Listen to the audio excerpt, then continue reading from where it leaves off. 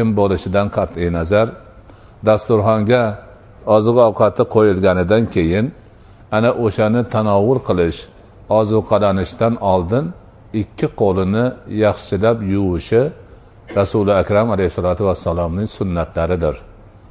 Bu ishni Rasululloh alayhisolatu vassalom o'zlari doim qilganlar va siz bilan biz ummatlariga ta'kidlab aytganlar. Bu ishda katta baraka bor. Rasulullohning hadislarida aytiladiki, ovqatlanishdan oldin va keyin qo'l yuvishda katta baraka bordir. Demak, o'shani qilib niyat bilan ado qilsa, yegan ovqatidan baraka topadi inson. O'ziga yuqadi, sog'lig'iga xizmat qiladi, yaxshi bir ish bo'ladi. Qo'lni yuvish asosiy shart. Hali yuvganidan, ertalab turganimda tahoratda yuvganidan o'tmaydi. Ovqatga o'tirishdan oldin albatta qo'lni yaxshilab yuvish kerak. Hozirgi kunda mikrob deyishyapti, demak qo'lga har xil narsalar ilashadi, ushlanadi, boshqa bo'ladi.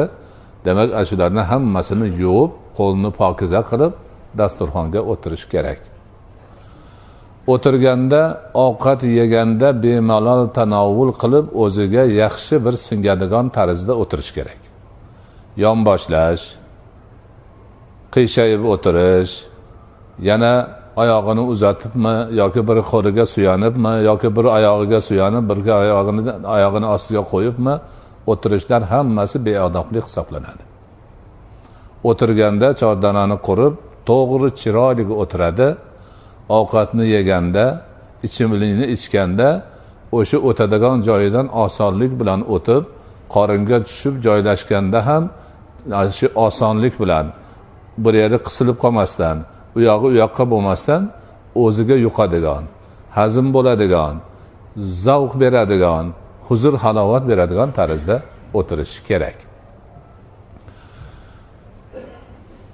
Yana nabaviy, rasuliy payg'ambar alayhisolatu vassalomning tavsiyalaridan bittasi shuki, mo'min musulmonlar ovqatni ko'pchilik bo'lib yeganlari baraka. Bittasi u yoqqa qarab, ikkinchisi bu yoqqa qarab, yolg'iz o'zi ovqat yeyishdan ko'ra to'planib yegan yaxshi bo'ladi.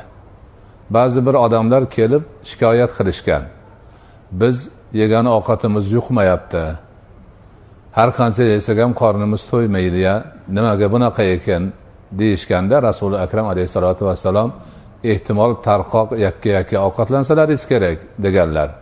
Ha, shundoq deyishganda ana shundan ovqatni jamoat bo'lib yeydilar. Ya'ni bir oila a'zolari, mahramlar ertalab nonushta qiladigan bo'lsa, hammalari bir dasturxon atrofiga to'planib, jamoat bo'lib, qo'llarini yuvib kelib, ovqatlanishga shaylanishlari ana baraka bo'ladi. Har kim yakka tarqoq ovqatlanishi musulmonlarning siymosi emas, sunnati emas, odobi emas. Ana dasturxon atrofida to'planib o'tirilganda olim odamlar, katta yoshdagi kishilar boshlamaguncha boshqalar ovqatga qo'l urmasliklari ham islomiy odoblardandir. Sahobai kiromlardan rivoyat qiladilar, qachon Rasululloh sallallohu alayhi va sallam bilan ovqatlanish uchun dasturxon atrofiga o'tirganimizda, u zoti va barakot alayhissalatu vassalom ovqatga qo'l urmagunlaricha hech kimimiz qo'l cho'zmas edik deydilar. Odob shu. Odob shu. Dasturxonning atrofida bir necha odam turibdi. Hamma biladi, o'sha o'tirgan qavmni kattasi birinchi olishi kerak. Sahobalar Rasuli akram alayhisolatu vassalom boshlamagunlaricha ovqatga qo'l urmaysinlar. Buni bolalarga ham, kichkinalarga ham o'rgatib borish kerak. Saudiyada bir yerda ovqatlanib ishga tayyorgarlik ko'rilyapti. Ovqatni qo'yib qo'ygan, o'tiribmiz. Bir yosh yigit aytadi, sizlarda g'alati odat bor ekan-a deydi. Nima odat desam, shu ovqatni qo'ygandan keyin kattalar boshlamaguncha kichkinalar indamay turar ekan, qimirlamay. Ha, bu sunnat-da. Sunnatmi deyapti. Bilishmaydi, ya'ni sunnatligini unutib qo'ygan. Ularda shu kelib ovqat atrofiga kelib hamma o'zini olib yeyaveradi, orqasiga qaramaydi, yoniga qaramaydi. Ana, bu sunnat. sahih imomi Muslim rivoyat qilgan hadis bilan sobit bo'lgan haqiqat. Ana endi katta boshlab bergandan keyin boshqalar ham hammasi avvalo bismillahir rohmanir rohimni aytib, o'ng qo'li bilan o'zining oldidan yeydi. Bu asosiy ovqatlanishni shartlaridan, odoblaridan, madaniyatidan shu.